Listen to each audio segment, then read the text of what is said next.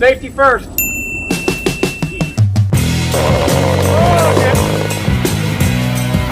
Oh no! No! Oh no! Oh no! Oh Jesus!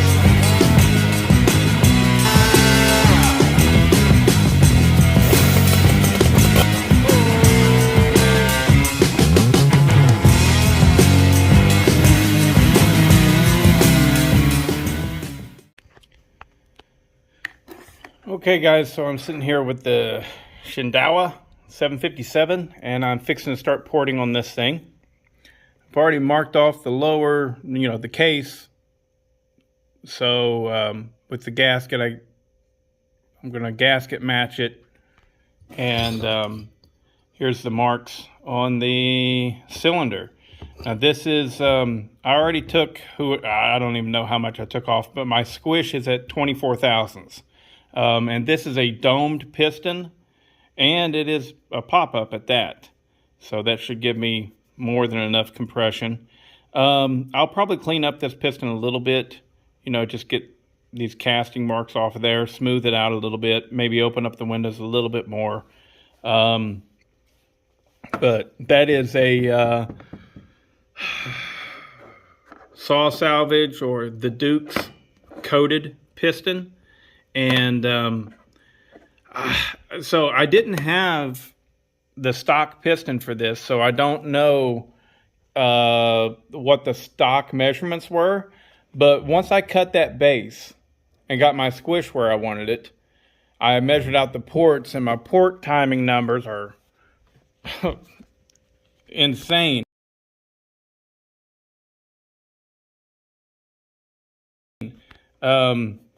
Actually, no, these were before. What I came up with on my port numbers, just from cutting that base, right, was on the exhaust, I was at 98, and on the intake, I was at 85. So, and the transfers, we've only got about 16 degrees or so of blowdown. So, I will be leaving the port timing exactly where it's at and hoping that it can take that 85 degrees, which is 170 degrees of duration for the intake. That's a lot. I am going to go ahead and, like I said, I'm going to trench this case because I just feel like with that much timing, I need the extra volume in the case. I could be wrong with that. I don't know. But I'm going to cut these out and we'll see how it goes. I've never ran this saw. It didn't run whenever I got it, and I did not have the stock piston to compare it to. My only guess is that this Duke's piston has a shorter skirt than the stock does, because I just can't imagine the stock wanting that much intake opening. But anyways, we'll see how it goes. Okay, here we have the, at least for the time being, finished product. All right, get those out of there. So, I gasket matched the cylinder to what the crankcase now is. You can see I took out a lot of material right here. It's nice and smooth.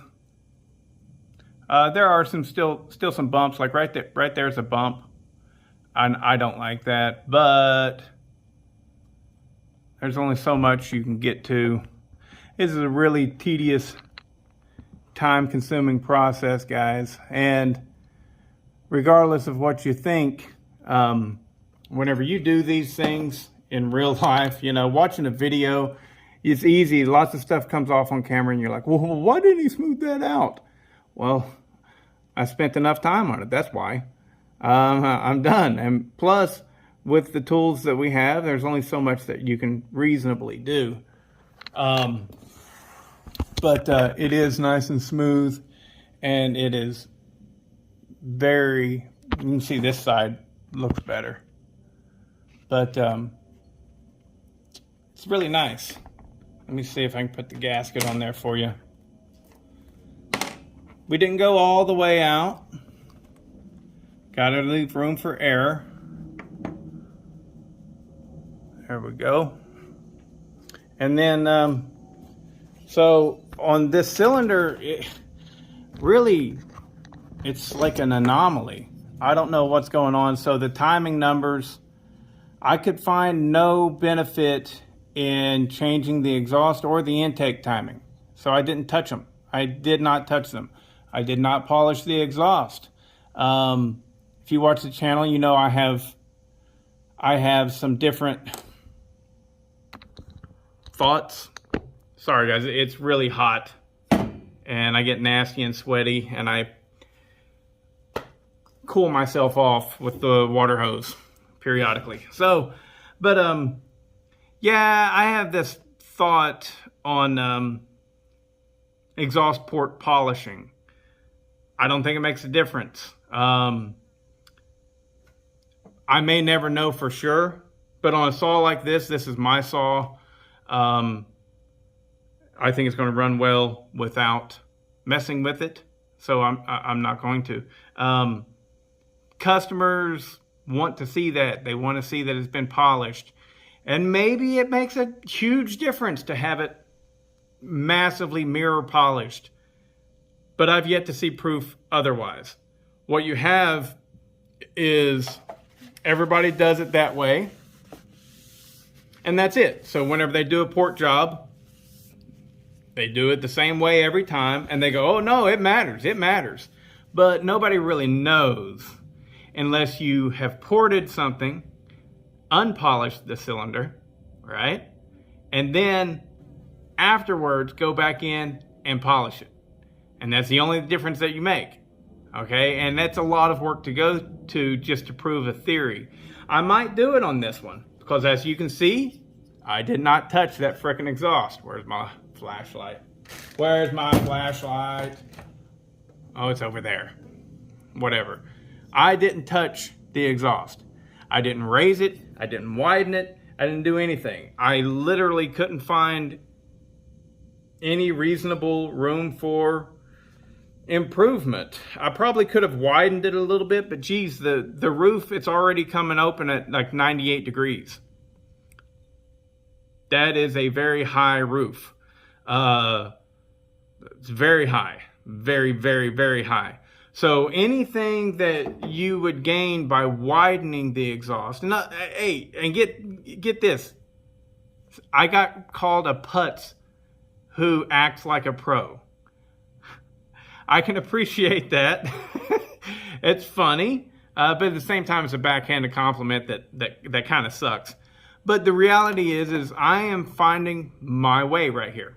So far, my customers are very happy with the saws that I deliver, and so what more can you ask for? But the deal is I'm saying all this stuff, but I am very open and honest with the idea that I'm learning here.